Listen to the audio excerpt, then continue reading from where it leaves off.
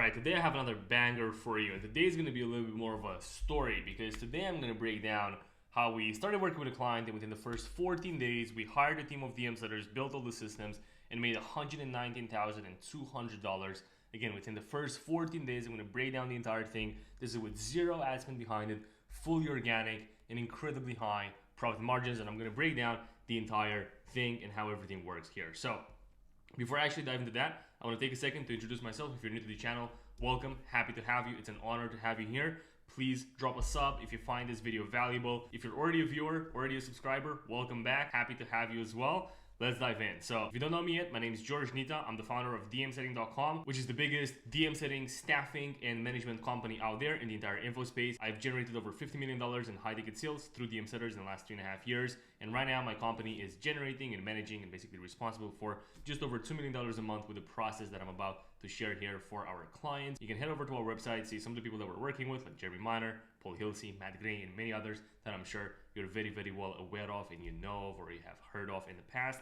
A couple of case studies that we have here with Razvan Parashiv. We've been able to take him from $125,000 a month to $600,000 a month. This is specifically from his DM team. In about 8 months, with Rainmaker family, we've been able to add an extra $2.5 million a year. In the first 90 days of working together, we've been able to accomplish this. Again, this is just from their DM setting department that we stepped in and helped them build. Obviously, Bastian Slot from $60K per month to $500K per month within 5 months for his B2C appointment setting offer. Alexi Michael, barber coaching offer from $30K to $250,000 per month within 6 to 7 months. And then also Paul Hilsey here, another YouTube automation offer. We've been able to take that from $190,000 a month to $470K per month, which was our record month within the first 5 months of working together, all of it from the DM department. So that being said, now let's cover the agenda here. So I just went over the introduction and the proof.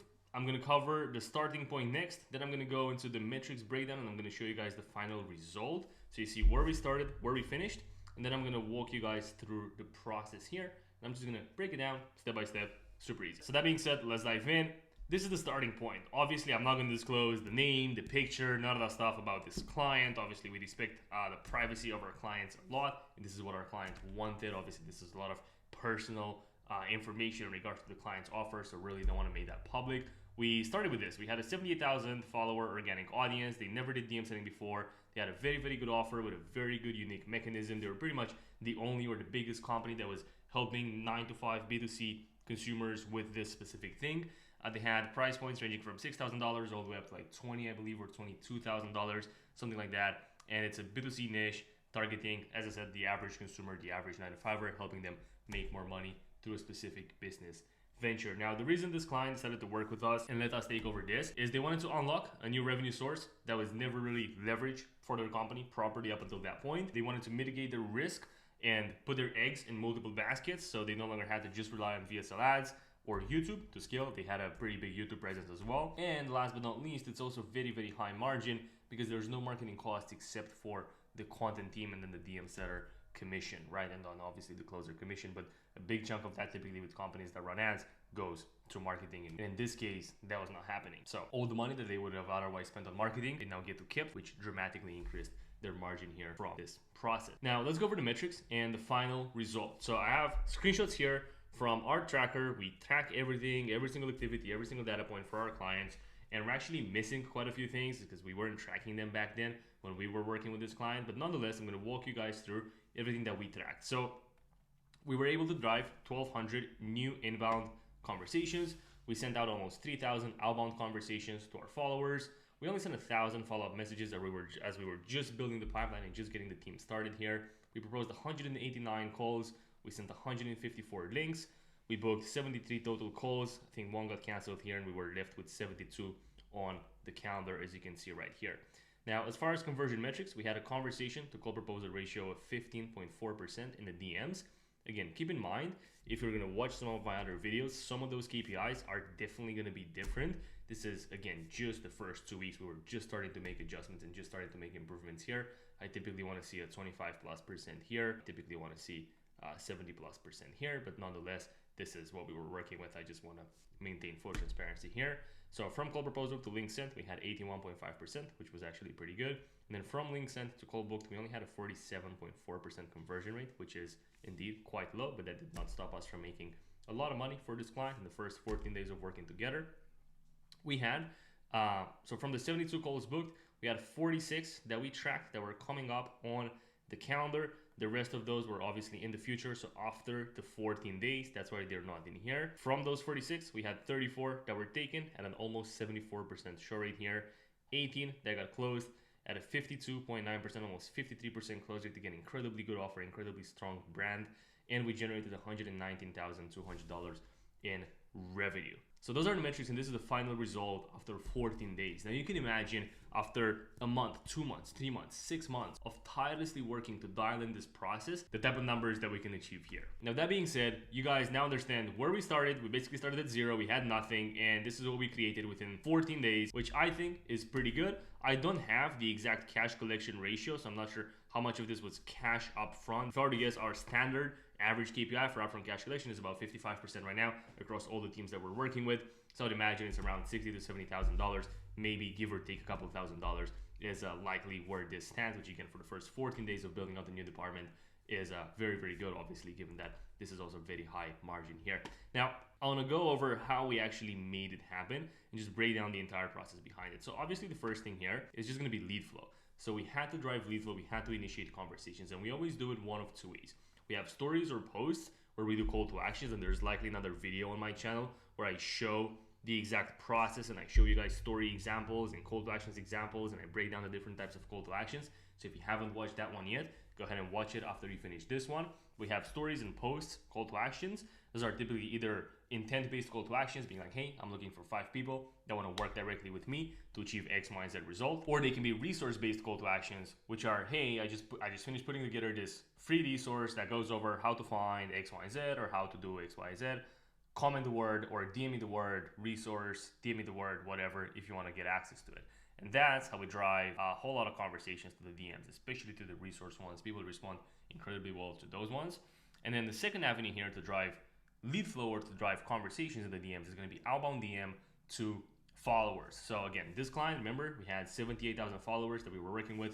They never did DM setting before, so we had a very big pool of followers that we could just right away tap into to generate conversations. So we started doing that. As you saw here in the metrics, we did about 3,000 of those messages in the first 14 days, and we only drove about 1,200 inbound conversations from the stories or the call to action. So both of those avenues, they led us into a DM conversation. From there, we had a DM setter team. Now, if you're on this channel, you know the way we do DM setters. We're not doing human robots. We're not doing $3 an hour Filipino VAs or overseas talent. The way we do DM setters is we treat this as a sales unit, as another sales function of the company. We hire people that are emotionally intelligent, that have invested in sales education, that are sales professionals, and that can talk and sound exactly like you. So the thought process behind this, and where I saw a gap in the market initially when I started doing this entire thing, is everyone was just treating closers very well, and they cared a lot about the quality of the closers that they were hiring. They cared a lot about the quality of the phone setters they were hiring and the way those two different roles would represent the brand. But then when it came to DM setting, nobody really cared. They would just get anyone and everyone in there just to send a couple of DMs, and then people were always unhappy, and people were always saying, oh, DM setting sucks. We can't find people, we can't find talent, all those Filipinos suck. It's not great, it doesn't work, etc., etc. And that's where I personally saw a gap in the market. And I was like, hey, if you're gonna have incredibly high standards for a closer with the way they represent your brand, with the way they talk to your prospects, with the way they show up, with their sales knowledge, and the way they're able to convert people on sales calls, why would you not have the same thing for DM setters? And that's essentially what we do here with the DM setters that we hired for our clients. So I want to walk you through what we did here to build a team. Initially, we hired 2 DM setters within the first, I believe, 4 or 5 days. We got them started in the DMs, and then we realized we can drive a ton more volume and lead flow. The leads were incredibly responsive. We had very high response rates, and we were able to push a ton more volume with this specific client. So what we did immediately after that is we hired 4 more DM setters within the next 7 days. So now basically I had a team of 6 DM setters, and we typically do this. We typically overhire when we start working with new clients because we just know that people are eventually going to fall off because of low performance or because of any other reasons. And that's exactly what happened. We let go of 2 of them due to just low performance and just a low standard of execution. So we were left with a team of 4 super solid DM setters. Now those were their KPIs. If you want to pause the video, take a look at this. I'm not going to go too in depth. I'm going to have other videos breaking down numbers and KPIs specifically. And I have a link below this video actually for the first time since I started this YouTube channel. I think this is going to be my 5th, 6th, 7th video. There's going to be a link below this video with a resource that I put together that breaks down our B2C DM setting framework. No strings attached, no opt-in, none of that stuff. I just want to give you guys pure value and just put you on game with what we're doing right now, what works with our clients.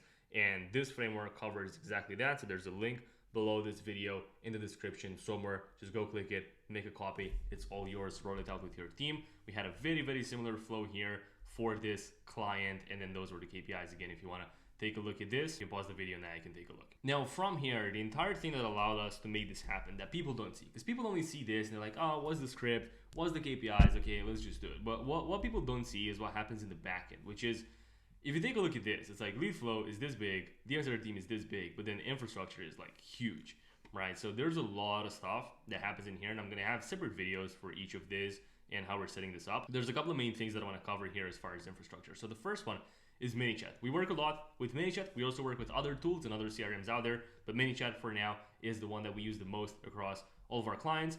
This is an example of one of our flows and what it looks like. And then this is an example of a very active inbox. You can see how many people we have here in the last like 2 or 3 minutes or so. You literally had, at the time of me taking the screenshot, 6 people in the last less than 30 seconds or less than 60 seconds coming in. So this is the type of volume that our DM setters are used to working with, and that we have them handle and push. And this is an example of an automation here. So we have the trigger whenever someone comments, whenever someone DMs a specific keyword. We basically check and see if we send it before. If we did send it before, then we're not going to send it again. This is for resource call to actions specifically, the ones that I told you about earlier in the video that do really well. So if we send it before, we're not going to send it again.